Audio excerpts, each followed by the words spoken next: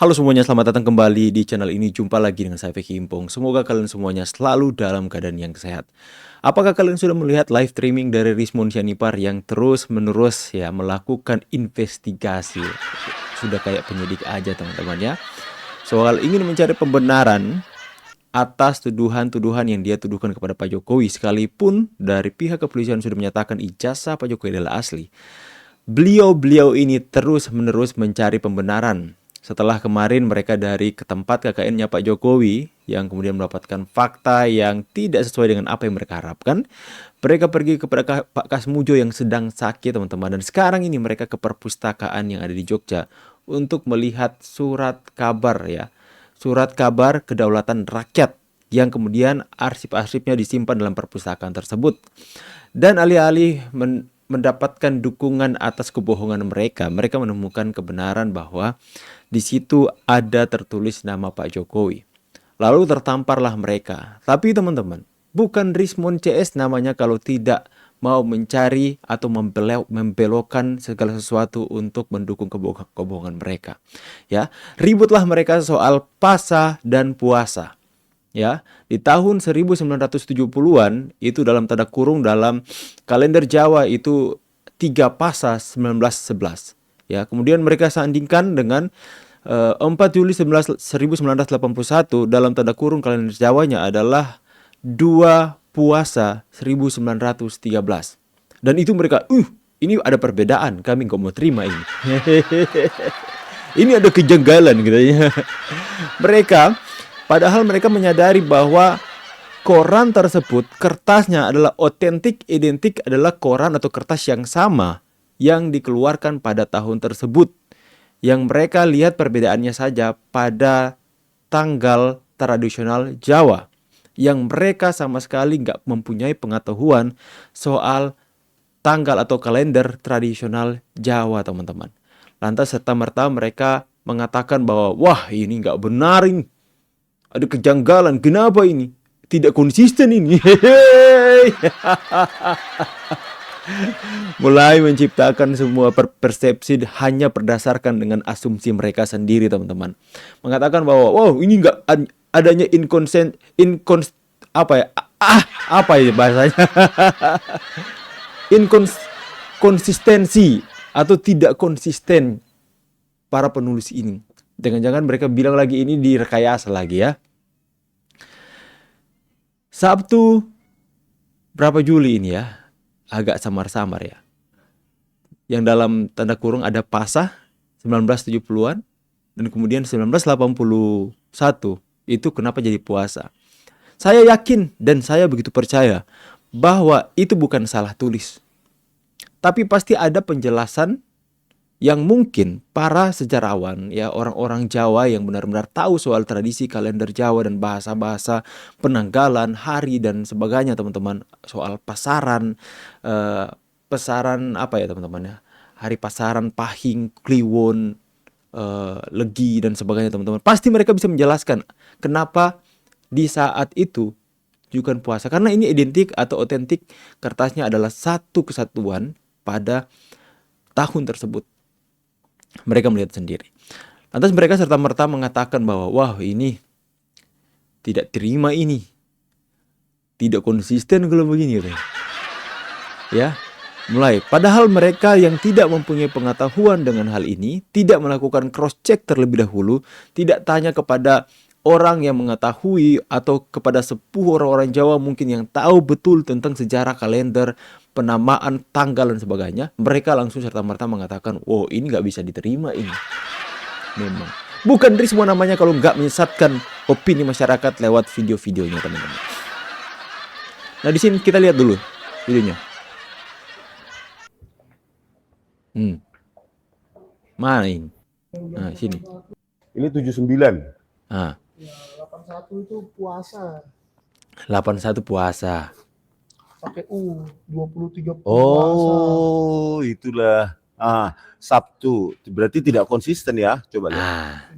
Sabtu legi 4 Juli 1981. Dua puasa 1913. Terus halaman lainnya juga begitu. Halaman lainnya pun begitu nih. Random aja ya. 7 puasa. Berarti selama 2 tahun mereka itu error itu menulis. Error. Itu kebodohan nih hostnya Santana TV kayak gitu. Kamis Legi 9 Juli 1981, 7 puasa 1913. Di tahun 81 pun puasa, tapi tahun 82 tadi sudah pasal lagi. Pasal lagi ya. Oke. Puasa semuanya. Jadi inkonsisten. Redaksi puasa. Redaksi katanya inkonsisten. 1981 puasa. 1979 pasah. 82 pun pasah, bro. Jadi jangan dibilang boleh puasa boleh pasah. Itu nggak benar itu ternyata. Nggak benar. Dia nggak mau terima saran orang lain ya. Jadi teman-teman ya, mereka nggak mau menerima saran atau masukan dari orang Jawa mungkin yang tulis di kolom komentar. Oh, nggak benar itu. Hei kalian berdua, orang-orang pintar. Bukan berarti karena kalian tidak tahu segala sesuatu itu adalah suatu kesalahan. Bukan berarti karena kalian tidak mengetahui soal informasi, lantas kalian tidak mau menerima bahwa itu adalah sebuah kebenaran. Mereka tidak mau menerima fakta soal puasa dan pasah. Pasti ada orang yang bisa menjelaskan secara detail. Tapi ketika saya melakukan sedikit penelusuran teman-teman soal kenapa ada puasa dan pasah, saya akan sedikit bacakan kepada kalian semua teman-teman ya. Sebentar, saya persiapkan dulu. Nah, ini dia. Ya, tanggal 4 Juli 1981, 2 puasa 1913. Ya, tanggal 4 Juli 1981 dalam penanggalan Jawa bertepatan dengan 2 Pasa 1913 Jawa, hari Sabtu atau Pahing. Ya, lihat ya. 4 Juli 2 Pasa 1913, Wuku Tolu Neptu 18. Nah, penjelasan detail soal kenapa ada puasa. Padahal itu sebenarnya adalah tahun 2 Pasa. Nah, penjelasan detail. Pasa adalah nama bulan ke-9 dalam kalender Jawa. Sering disetarakan dengan Ramadan secara simbolik, tapi tidak selalu bersamaan dengan bulan puasa Islam. Puasa, ini puasa ya, yang Anda sebut kemungkinan adalah istilah tradisional yang merujuk pada pasaran atau pahing.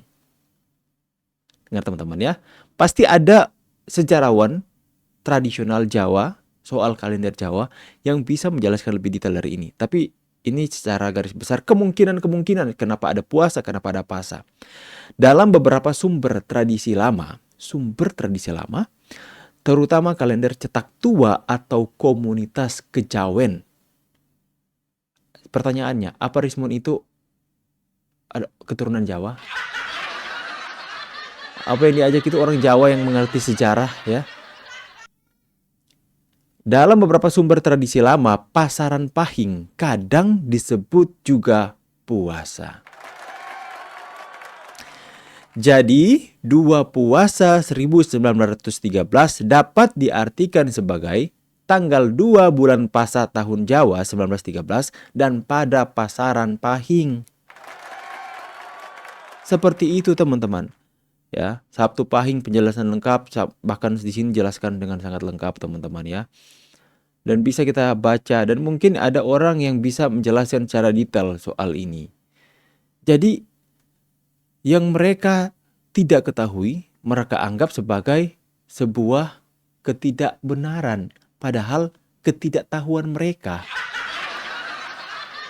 Kurangnya ilmu pengetahuan mereka dalam hal seperti ini. Kalau kurang jangan serta-merta mengatakan, oh ini error redaksi ini.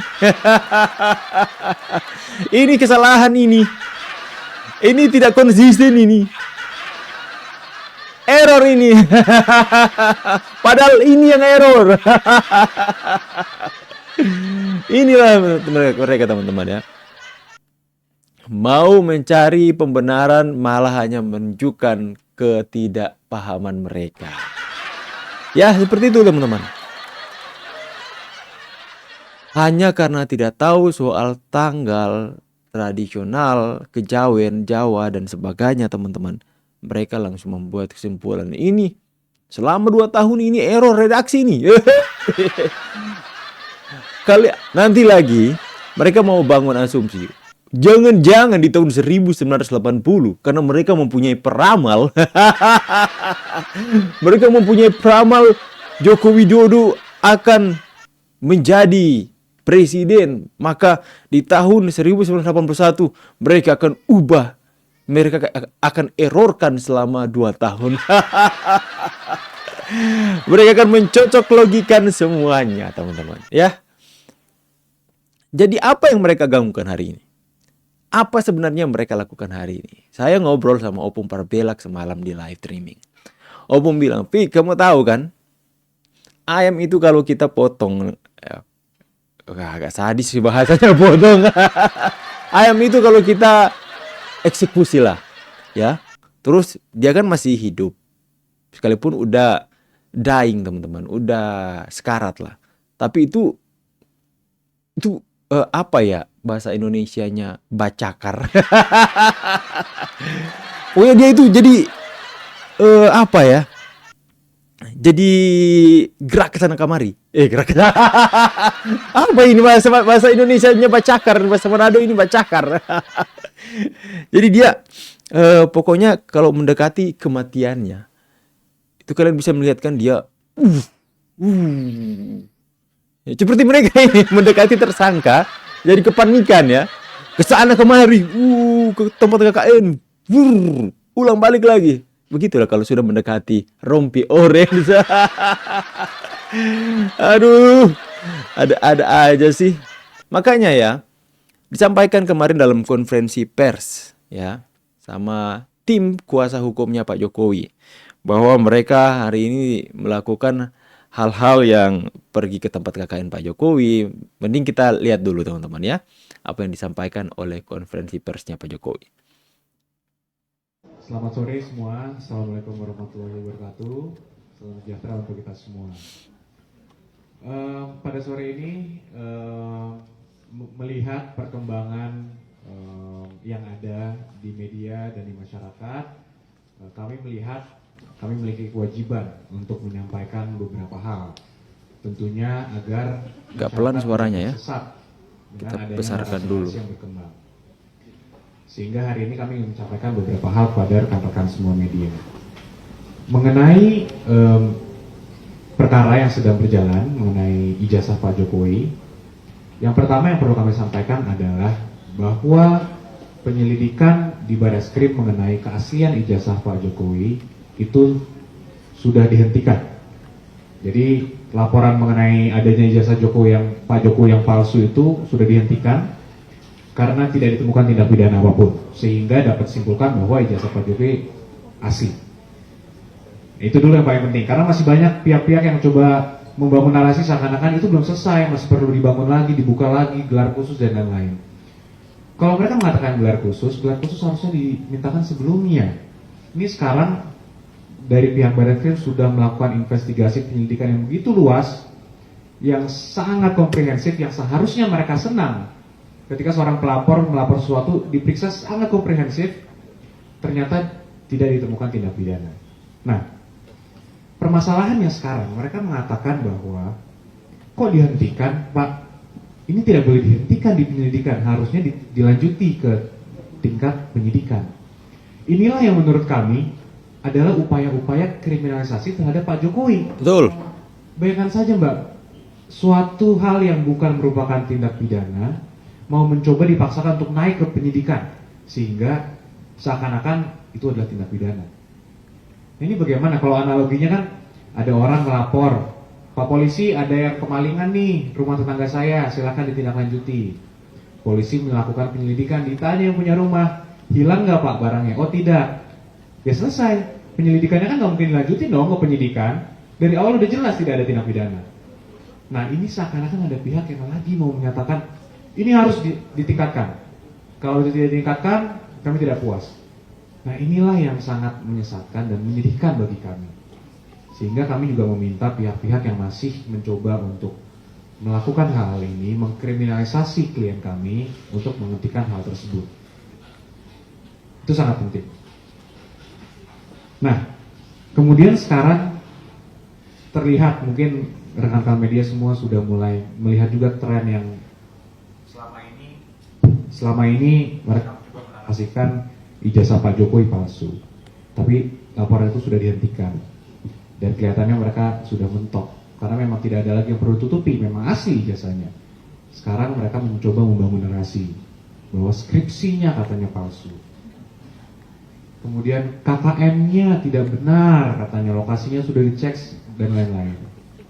Perlu kami sampaikan bahwa pihak Barreskrim sudah menyelidiki sampai ke skripsi dan sampai ke KKN juga, ke pihak kampus juga. Artinya semua hal-hal yang mereka coba dalilkan, coba narasikan itu sudah diperiksa dan sudah diselesaikan. Sehingga seharusnya tidak ada lagi narasi mengenai skripsi, mengenai KKN, mengenai dosen pembimbing. Itu semua sudah diverifikasi dan sudah dikonfirmasi oleh pihak Barreskrim ke pihak-pihak yang terkait dan berwenang. Nah ini menjadi sangat penting karena sekarang saya nggak tahu ya, mungkin mereka tidak bisa lagi menarasikan mengenai ijazah karena ijazah sudah memang mutlak asli, mencoba lari kemana-mana. Ya, mereka kenapa melakukan ini? Karena mereka sudah tidak bisa menarasikan lagi soal ijazah. Maka apa yang mereka lakukan? Soal skripsi, soal bagaimana itu, soal skripsi, soal tempat KKN Pak Jokowi, ke Pak Kasmuju, sudah mereka surat kabar surat kabar rakyat, suara rakyat apa ya, kedaulatan rakyat, perpustakaan, dan semua yang mereka dapatkan sebenarnya zong, teman-teman, hanya mempermalukan diri mereka sendiri. Jadi seperti itu, teman-teman, ya, biarkan mereka terus hidup dengan ketakutan, ya, sebenarnya itu hanya menunjukkan ketakutan mereka, teman-teman. Dan kita lihat saja, sebentar lagi, mungkin ya sebentar lagi, tanda-tanda mereka akan menjadi tersangka akan segera diumumkan. Tanda-tandanya dari apa sih, Bang? Lihat aja kalau ayam itu kalau udah mau kayak mati itu bacakar orang. Ya, jadi kepanikan, ketakutan. Itu adalah tanda-tanda mereka yang sebentar lagi bakal jadi tersangka. Silahkan tulis pendapat dan tanggapan kalian di kolom komentar. Saya pamit dulu, see you on the next video and God bless. Bye guys.